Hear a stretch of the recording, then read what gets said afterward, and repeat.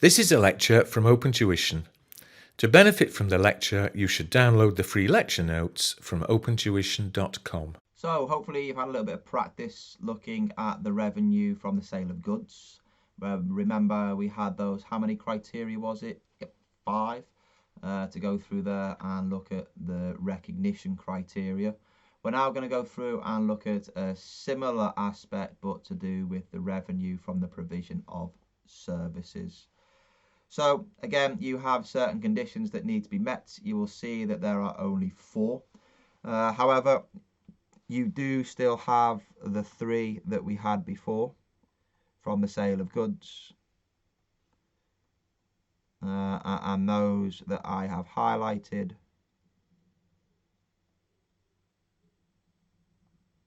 are those from the framework. Okay. Again, it looks at the revenue, and if that can be measured reliably, it looks at the costs and ensures that they can be measured reliably and that there is a probable inflow of economic benefit. So it's more likely than not that you will receive the cash. Okay.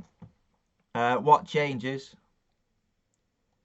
is the IS 18 element, because if you think back to your revenue with your sale of goods, then there was the 2 criteria, one about managerial involvement and control, and the other one was to do with the substantial transfer of risks and rewards, wasn't it? Well, this is the provision of a service, so there's not going to be any managerial involvement.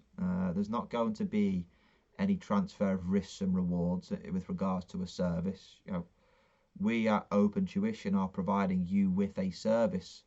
You know, at what point do the risks and rewards of the ownership of the knowledge that I am trying my best to transfer to you, when does that happen? You sat there thinking, well, it hasn't happened so far. Hopefully it'll happen before the exam. Forget that. There is no transfer of risks and rewards of ownership, is there? So that falls out. So what we have to do there is we have to replace it with another, if you like, criteria. And that's going through there and looking at what's referred to as the stage of completion. Because when a service is provided, it's usually provided over a period of time, isn't it? And depending upon when the year-end date is, that service may be partially complete. You know, you might be preparing a set of financial statements, or you might be an auditor carrying out the audit for a business, and that audit may last 2 or 3 months. So you know the amount of revenue that you're going to receive for providing that audit service, but how do you recognize it over the 2 or 3 months? Okay, it's usually done on a time apportioned basis, and if not, it will state otherwise within a question. Okay, so it says underneath, the revenue from the rendering of service will then be recognized based upon that stage of completion. So as we said, on a proportionate basis, usually based on the number of months. There's something that we can just touch upon very, very, very briefly. I don't think we see it in any of the questions that we have here. There may be one question in the question bank. Just be careful that a service lasts for a particular period of time. If at the reporting date you think you will not be able to finish that service, okay, so the standard uses the words that the outcome cannot be measured reliably. So maybe you don't know the costs, maybe you don't know the revenue, and the reason why is because you're going to struggle to complete that service. If that's the case, then the amount of revenue that you recognise is equal to the costs that you have incurred that you expect to get back. Okay, so if you've incurred £1 million worth of costs and you don't think you'll be able to complete the project, if you only anticipate getting 700,000 of those costs back, that is the revenue you would recognise. So 700,000 revenue, 1 million costs, so you would have a loss of 300 on that service, which does make a bit of sense, doesn't it? Because if you're not going to complete it, and if you're not going to complete it, it's unlikely that you'll be able to go through and generate any profit and are going to be making a loss. Okay, so just be on the lookout for that. It may be one or the odd small question. However, I'm more focused on what we're likely to see in more detail or more regularly. So if you have a look there, is it at the example just down below the past exam question from September 2012. It says, how should CF account for the contract in the financial statements for the year ended June 20X2?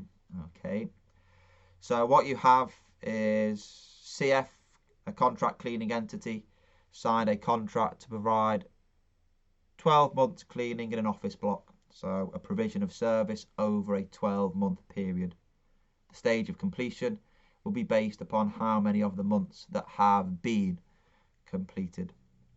The contract for 12,000, so that's the fair value in total of that contract, commenced on the 1st of June 20X2.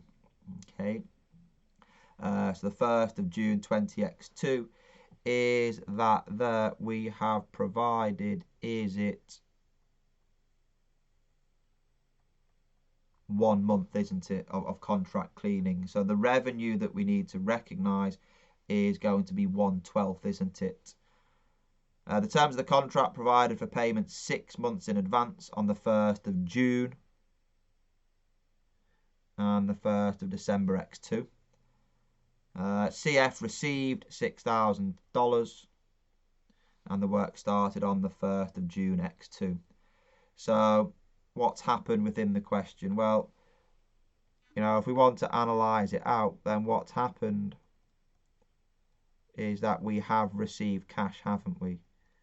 We've received cash of $6,000. Fact.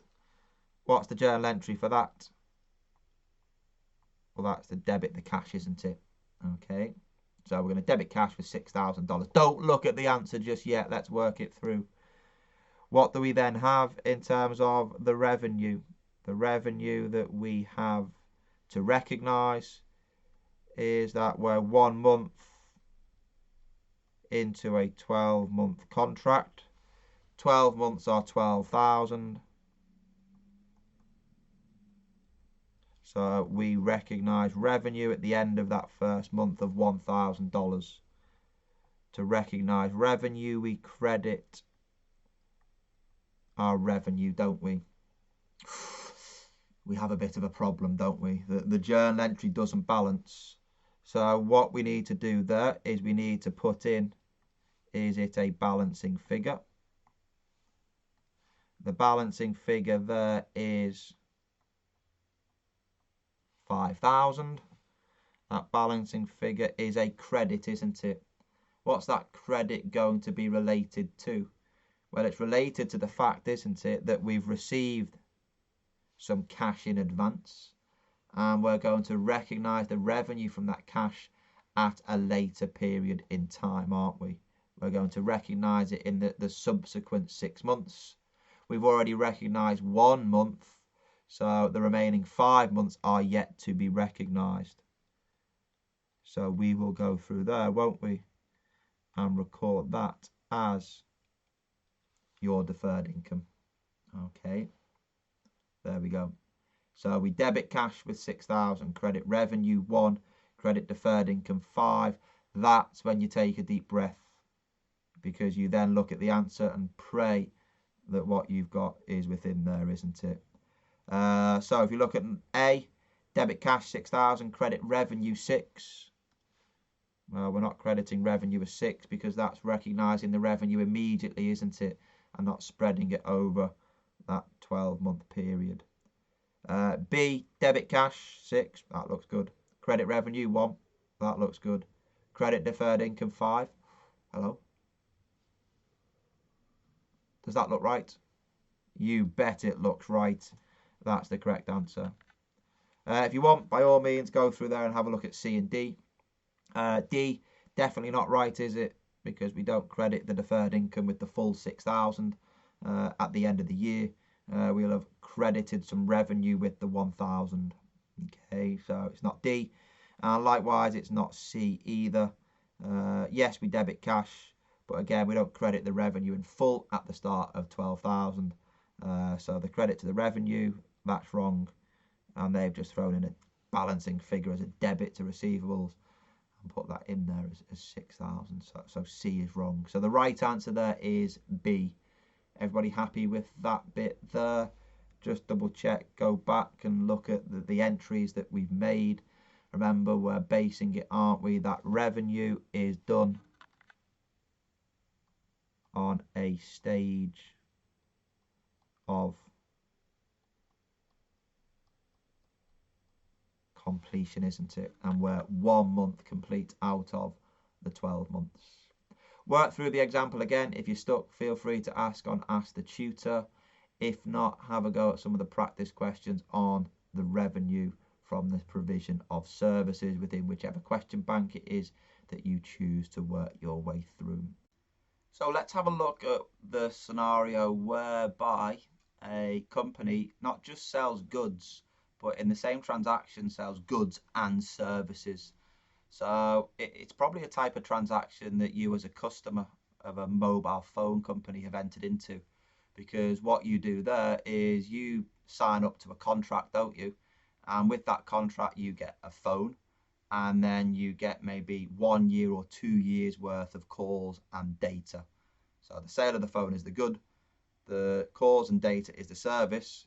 You pay an amount for the combined goods and the services, but what we need to do from a company perspective is when we recognize the revenue, we need to look at the revenue from the sale of the goods, so the mobile phone handset, and recognize that at the point of sale.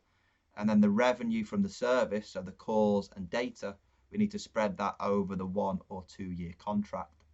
So we've got a little example here that will work together. But before we go through and work it, let's just go through and take some notes about what happens if we have revenue from the sale of goods and services. Because what we need to do is we need to split that out, don't we, into revenue from the sale of your goods and revenue from the provision of services. Why is that the case? Well, goods, you recognise the revenue at a point in time based upon the fair value, don't we? Again, provided you meet those 5 criteria. And then for the services, remember, that's done over a period of time as we then spread it based upon a stage of completion, isn't it? So if we've got a total value of goods and services, then what we need to do there is to work out the service revenue. What we do there is the service revenue is based upon, is it the sold alone price? The sold alone price is what you would sell, say, the calls and data at if you were to sell it without selling it with a mobile phone. So maybe you've bought an Apple iPhone from the Apple store, and then you've had to go, haven't you, then to say O2 or Vodafone to go through there and get the call and data package. So what is the separate standalone price of selling that call and data package? Sometimes it will be given to you within a question. Sometimes that standalone price you will need to work it out. And that's usually based upon the cost of providing it plus a particular markup. So in a question it will be one or the other. Hopefully you'll be given the sold alone price because that's easier, it's given. But alternatively you might be given the cost of providing the service, and then you have to apply a markup on top of it to work out the revenue from the services. To work out the revenue from the sale of goods, essentially that's just a balancing figure, because you take your total revenue, so the revenue from the goods and the services, and you just deduct the revenue from the services. So the difference is the figure for the goods, and you recognise that at the point that the transaction takes place. So when there's a transfer of the risks and rewards, when the seller no longer has managerial involvement or control, and then the figure for the services you spread over the stage of completion. There we go. So let's just apply that to the example that we have here. Okay, you have to be very careful with these examples. I think they're really tricky because it says, what is the revenue relating to the transaction that should be recognised for the year ended April X4. Okay, so it says Holmes sold computer software to who for £750,000. The price includes a 3-year maintenance contract. So what you have is you have goods and services. That 750 is the total revenue, isn't it? So if we're looking at our situation here, the total revenue for goods and services that we're looking to split is the $750,000, isn't it? What we go through and do there, it says the 3-year maintenance contract, if sold alone, would cost $150,000. So what it's saying there, that the service is $150,000 for 3 years. If that's the case, then the figure for the goods is the 750,000 less the 150,000, which gives me 600,000, isn't it? And that 600,000 will be recognised at the date of the sale, so when the transaction took place, and the provision of the services will be over the 3 years, won't it? So 150 over 3 years is 50,000 per annum, isn't it? The 150 divided by 3. The key bit that you need to be aware of is here. It says the sale took place on the 1st of May X3. We are looking there, aren't we, at a year ended the 30th of April 20X4. Now, is that there? A period of time of 1 year, isn't it? The transaction took place at the start of the year. So here, within this question, the amount of goods that we recognise at that period of time is 600,000, isn't it? That took place at the 1st of May at the start of the year. Be careful, however, because you get excited, don't you? Because you're always tempted to look at the answers, and 600,000 is one of them.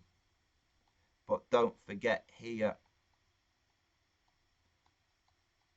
that you have 1 year worth of service income to recognise, because 1 year of the contract has been provided. So when you add the two together, you get 650,000, which gives you, is it answer B? Okay, so do just be very, very careful there. You may be drawn to ticking the 600,000, but that's just the revenue from the goods. You could tick C, which is the total revenue, which is wrong. D, I think, is taking the total revenue and adding on, is it a third of the 150? Okay, again, that's incorrect, because the 750 includes the maintenance contract. So if that's the case, we need to split out the 750 into the goods and then also the services. I think there's 1 or 2 questions in some of the question banks that deal with the goods and services. Have a go at them and see how you get on. You will find that the treatment is the same time and time again. Just be careful. You do need to be on the lookout, whereby it may not give you the sold alone price, but gives you a cost and a markup. And then the other one you need to be careful of as well is the date that the transaction took place. So always read the question very, very, very carefully. So let's just complete our little sessions on revenue by looking at the revenue from interest income, royalty income, dividend income, and then a very brief chat about the disclosures. So what you've got there is, if you're looking at the revenue from your interest income, that's recognised and measured using the effective method. So when we're thinking about the effective method and the interest income, it does talk about IFRS 9, so that's the updated, if you like, IAS 39 that we spoke about within the financial instruments section.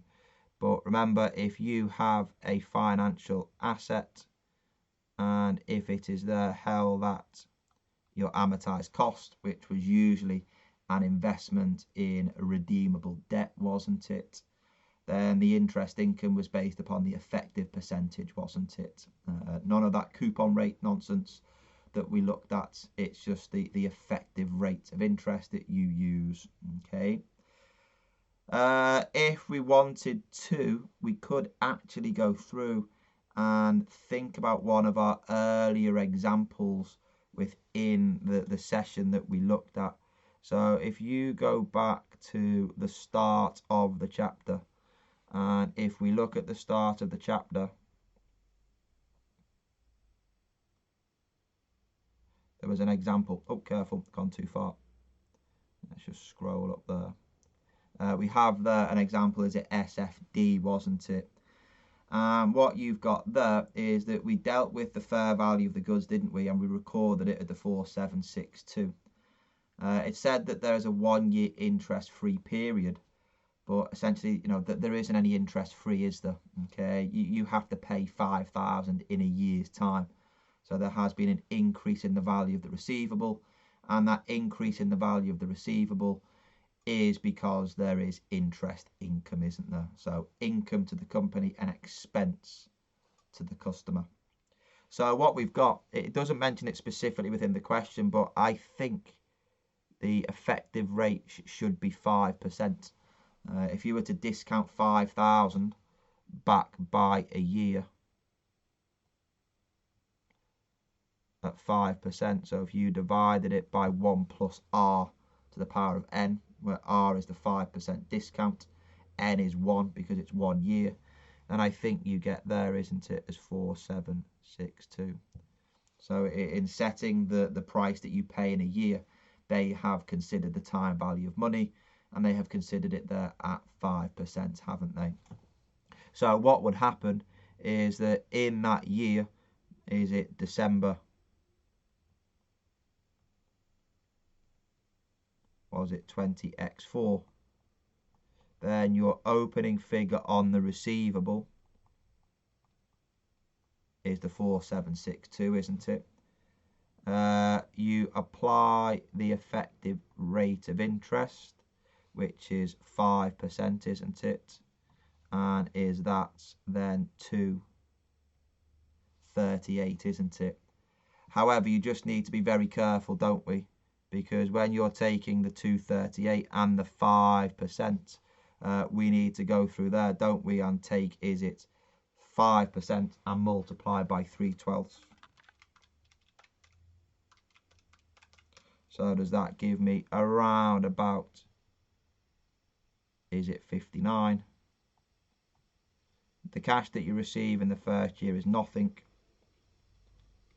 4762 plus 59 gives me a carry forward figure, is it there, of 4881. Okay, and then what happens in the year end, is it December x5? You have your brought forward receivable of 4881.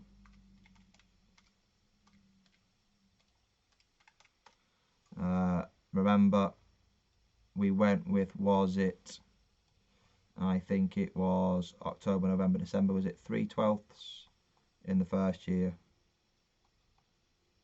Is it 9/12 in the second? So 4762 times 5% times 9 divided by 12, is that the remaining 9/12 of the interest is 179. That should take you up to the 5,000, so that when the customer then pays, you then receive the 5,000, don't we? Okay.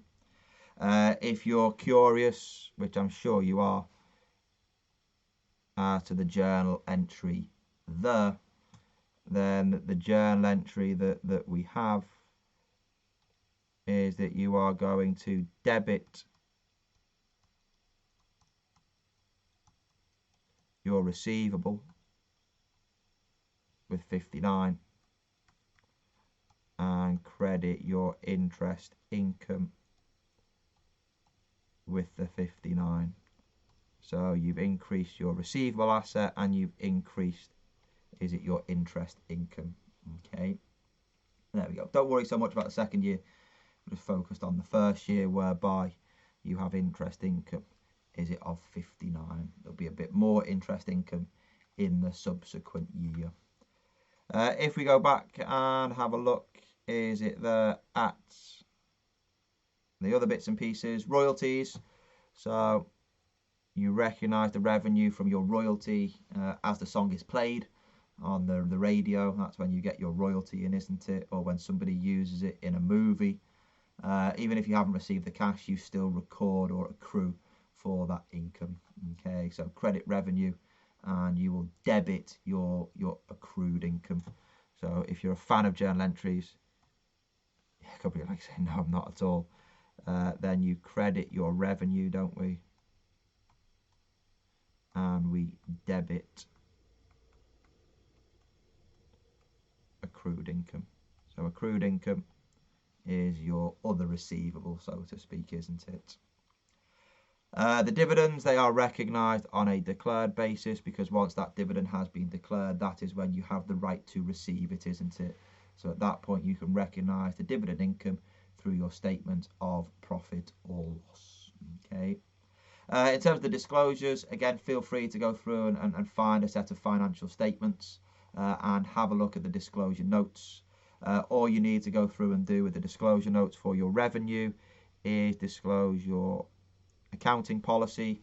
So specifically there, if you were involved in services, how you would calculate or adjust for the stage of completion. You need to go through there and look at each category of revenue. So you have a total revenue figure on the front of the statement of profit or loss. Your notes need to split that out into the goods and services, and also if there is any interest, royalties or dividends. And then what you have there, the amount of revenue arising from the exchange of goods or services.